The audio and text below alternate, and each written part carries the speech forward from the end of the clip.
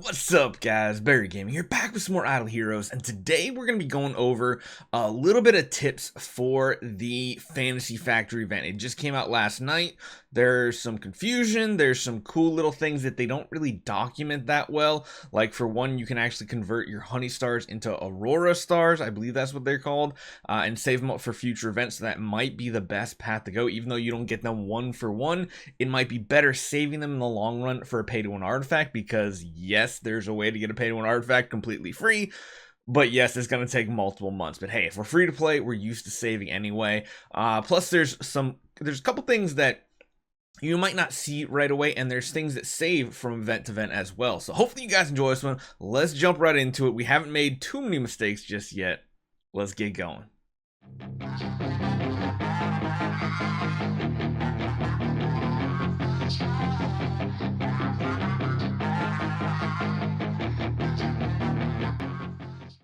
Okay, we're back in the game. We're going to be on one of our older accounts that we don't really touch anymore, because there's one thing I definitely want to talk about first and foremost. You'll notice we have this Fantasy Factory opening gifts. Wow, it's the smell of lollipops. The Fantasy Factory is now open with surprises awaiting. The imp who brought some, or the imp also brought some gifts for you. Please find them attached.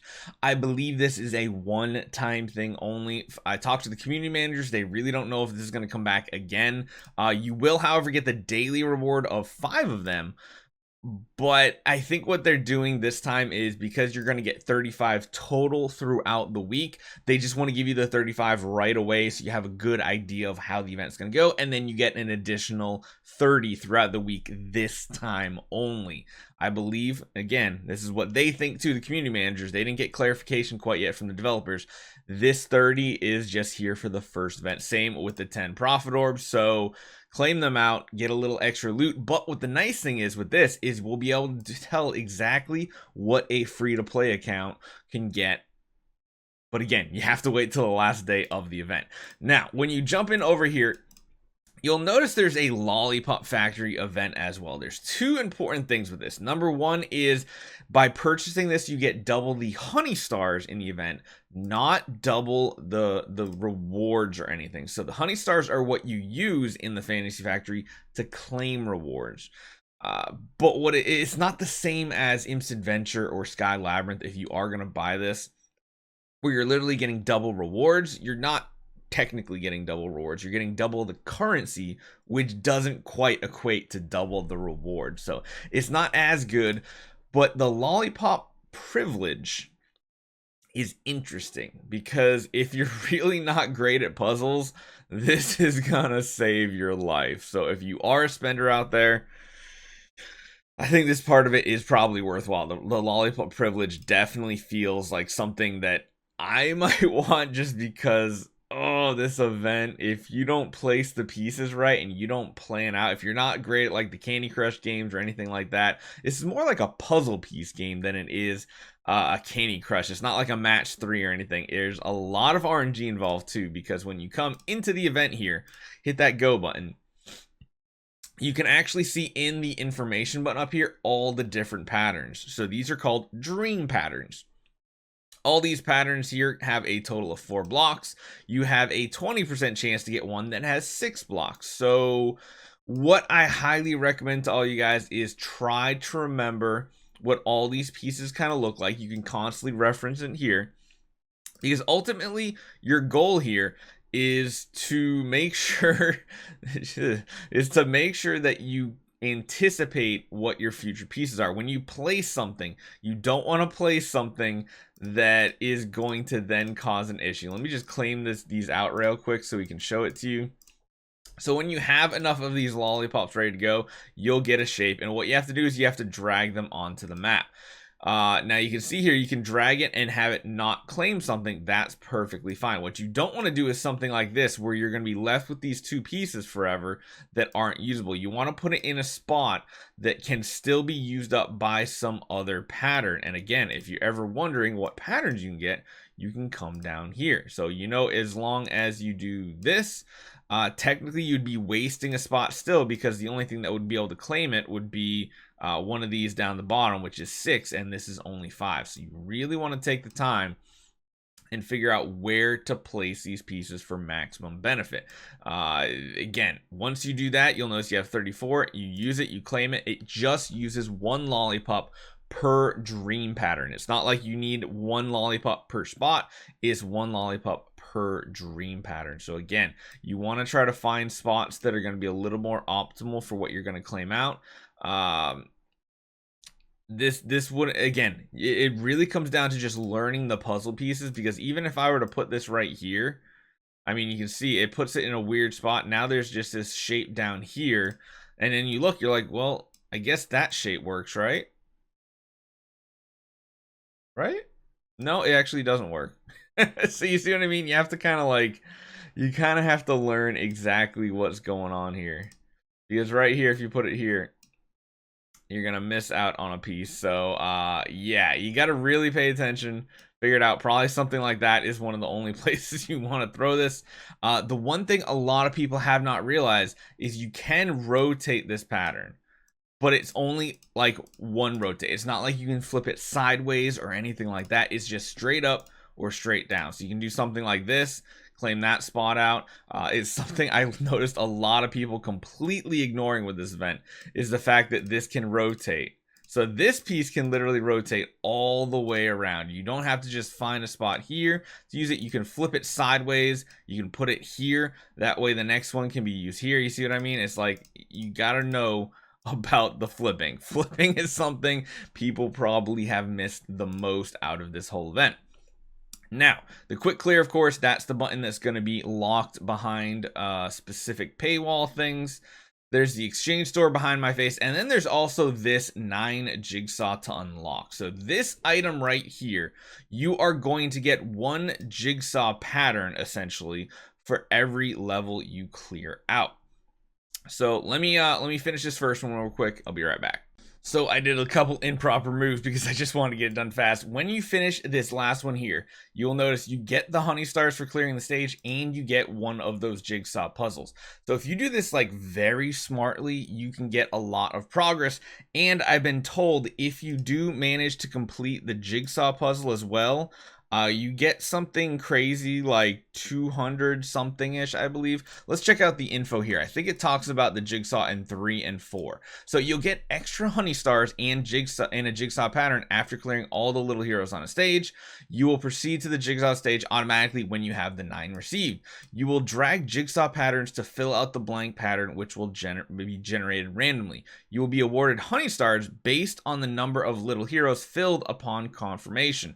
Repeatedly use jigsaw patterns on the same slot will not be counted equally. So essentially what that is, I'll throw a screenshot up right now. Hopefully I remember to throw it in the edit right here. But you get a bunch of pieces and you have to try to make it fill the map. Again, you can rotate the pieces, all stuff like that. This is what one of them basically looks like. It looks like you can get anywhere between 100 and 400 of these honey stars actually. So that's not too bad. That's actually pretty solid overall.